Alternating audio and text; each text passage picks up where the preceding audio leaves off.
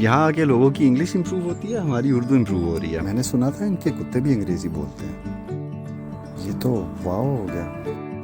और ये था वो शाहकार जिसका था इंतजार। Hello my dear fellows, this is Asim Raza and I would like to welcome you to my YouTube channel and my first vlog. तो कहानी कुछ शुरू है कि मेरी जिंदगी की एक नई कहानी का आगाज हुआ कुछ माह पहले when I moved to UK।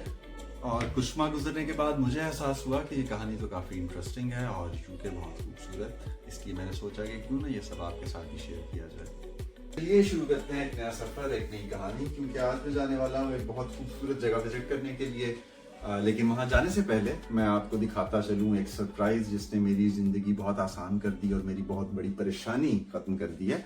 तो जी परेशानी की वजह थी बैकयार्ड में उगी हुई काफ़ी बड़ी घास और झाड़ियाँ, जो काटने के लिए मेरे पास कोई औजार कोई टूल औजार ओह माय गॉड, क्या बोला तूने? यहाँ आके लोगों की इंग्लिश इंप्रूव होती है, हमारी उर्दू इंप्रूव हो रही है। तो एनीवेज मेरे पास कोई टूल्स नहीं थे कि जिससे इस घास को मैं काटता, और ये काफ़ी मेहनत तलब काम है। तो इसलिए मैंने अपने पड़ोसी से जो ऊपर वाले पोर्शन में रहता है, हिज नेम इज़ जॉन, मैंने उसे रिक्वेस्ट की कि यार तुम वो मशीन दे देना मुझे, मैं अपना ये घास शास काटूंगा और मशीन वापस कर दूंगा।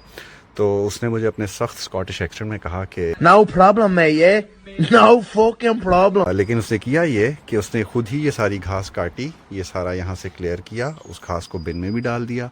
तो मेरे लिए तो भाई ये फरिश्ता है, अल्लाह ऐसे पड़ोसी सबको दे, आमीन। और इस फेंस के उस तरफ जॉन का बैकयार्ड है, जहाँ पे उसने एक बड़ा प्यारा सा पॉन्ड बनाया हुआ है कोविड के टाइम में।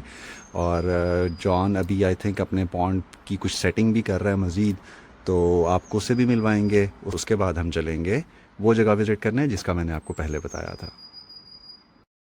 ये जी ऊपर वाले पोर्शन में रहते हैं हमारे जॉन भाई, और बिल्कुल सामने ही इनके पेरेंट्स का घर है, मतलब साथ वाला। And I am lucky to have these neighbours, really nice people. So hey John, how is it going? All good, mate. Trying to All good? get my cell phone, I think. So जी ये है वो pond basically जिसकी हम बात कर रहे थे, जो ऑलरेडी ये वाला पोर्शन बन चुका हुआ है, जिसको तो काफ़ी टाइम हो गया, और ये आपको उसमें मछलियाँ भी नज़र आ रही होंगी। So John, what do you think that it's going to take maybe a couple of more days, or you can finish it within like, you know, a day or two? Probably finish it for tomorrow. Tomorrow? Or maybe probably through the week, probably. All right. After Well, work. It was nice after work. Because tomorrow's got the football tomorrow. are you working tomorrow? No, I'll get football. Oh, I'll get to the pub to watch the football with my father. Okay. There. right. तो गपशप के साथ मैं help करवा दूं John की, और तब तक आप एंजॉय कीजिए some good music with time lapse.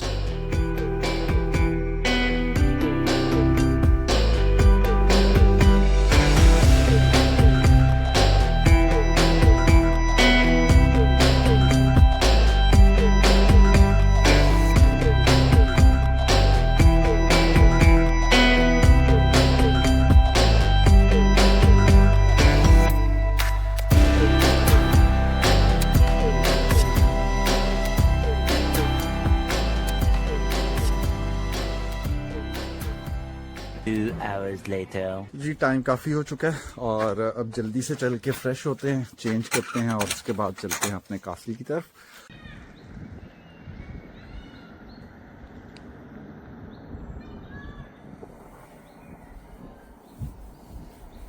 जी शुरू करते हैं अपनी हिस्ट्री की class.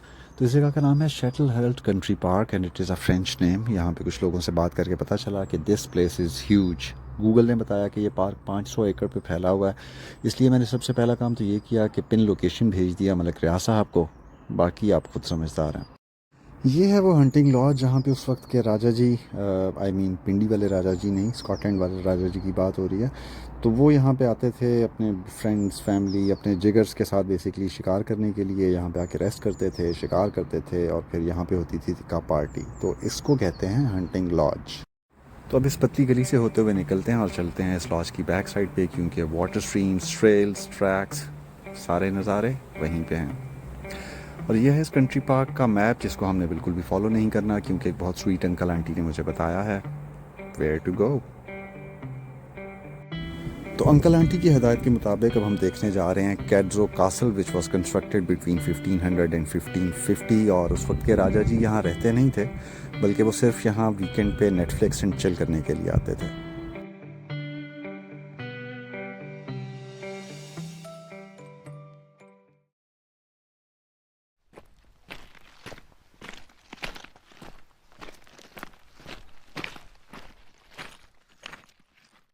So here we are at Cadzow castle, और यहाँ पे अब वो कदीम किला तो नहीं, लेकिन हाँ उसकी कुछ दीवारें और मलबा ज़रूर मौजूद है, जिसकी हिफाजत करने के लिए काउंसिल ने यहाँ पे फेंस लगा रखी है।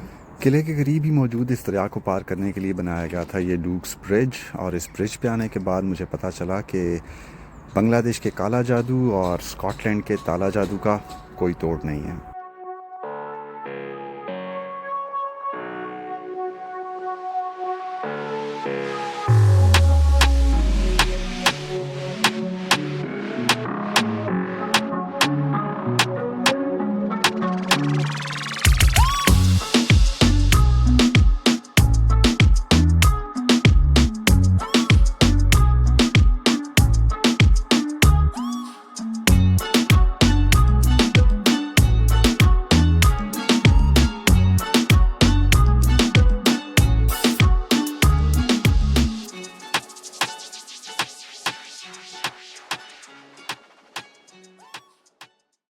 और कुछ कुदरती नज़ारे बिना बैकग्राउंड म्यूज़िक के ही अच्छे लगते हैं।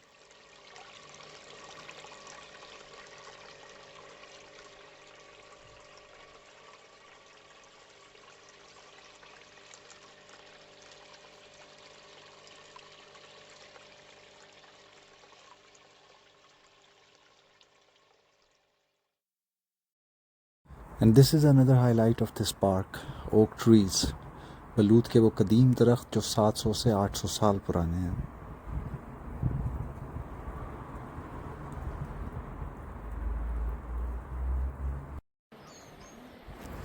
ये पूरे का पूरा कंट्री पार्क इसी तरह की खूबसूरत वाटर स्ट्रीम्स, ट्रेल्स और कदीम इमारतों से भरा हुआ है, लेकिन उन सब को एक्सप्लोर करने के लिए हमें कुछ घंटे नहीं कुछ दिन लगेंगे, तो इसलिए ये एडवेंचर करेंगे किसी और दिन। अभी चलते हैं वापस, क्योंकि फ़ोन की बैटरी के साथ साथ अब मेरी बैटरी भी लो हो रही है।